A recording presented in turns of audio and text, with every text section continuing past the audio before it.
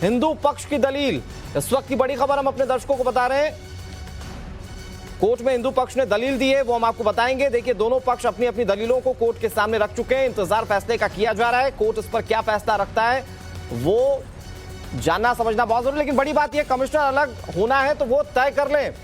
Court में हिंदू पक्ष ने जो दलील दी है वो हम आपको बता रहे हैं। इस वक्त की बड़ी खबर, कमिश्नर अलग होना चाहे ये उनकी मर्जी है। रविकांत हमारे सहयोगी इस पर ज्यादा जानकारी के साथ जुड़ गए हैं। रविकांत, कोर्ट कमिश्नर को लेकर, उनकी निष्पक्षता को लेकर एक पक्ष लगातार सवाल उठा रहा था। हिंदू पक्ष की ओर से जो दलील दी गई है, इसे कैसे देखना चाहिए?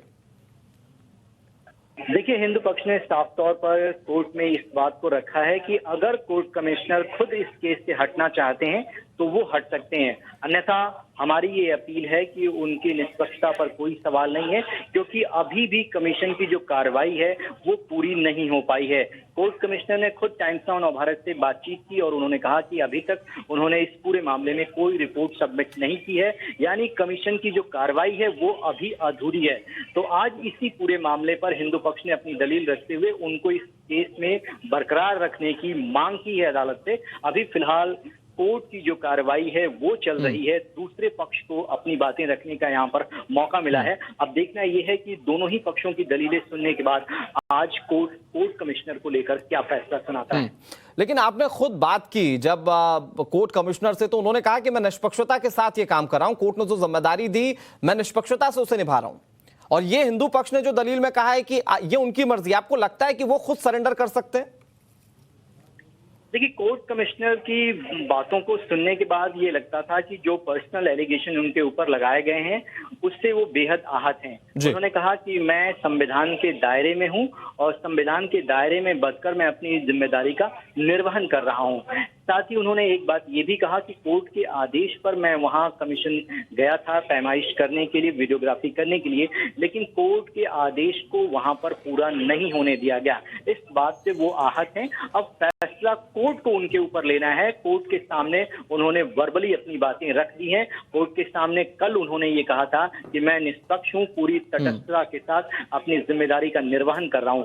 अब कोर्ट के सामने ये है कि वो उनकी दलील को किस तरीके से लेता है, या फिर जो है इस पूरे मामले में एक नया टर्न आता है कि जो अदालत है वो किसी नए कमिश्नर को नियुक्त करती है या इनके साथ ही एक एडिशनल कमिश्नर को अपॉइंट करती है जो आगे की कार्रवाई को बढ़ाए। ठीक है रविकांत, एक बार फिर से आपका रुख करेंगे। आशुतोष भी हमारे साथ लगातार जुड़े हुए हैं जो कि कोर्ट की प्रोसीडिंग पर नजर बनाए हुए हैं। आशुतोष, कोर्ट की प्रोसीडिंग को लेकर क्या जानकारी मिल रही है?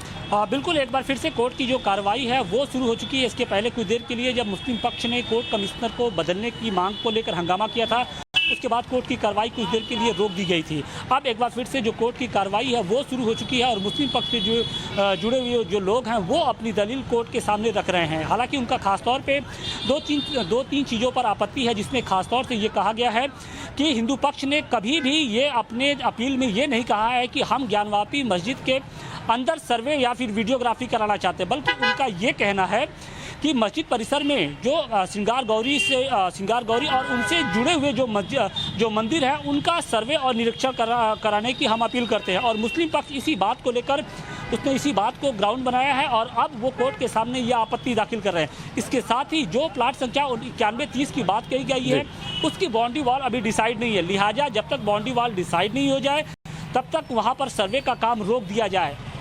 इसके साथ ही जो हिंदू पक्ष ने ये कहा है कि तहखाने के ताले को लेकर, तहखाने के ताला दो लोगों के पास है, एक तो अंजुमन इंतजामिया कमेटी के पास है और दूसरा जो ताला है वो जिला प्रशासन के पास है।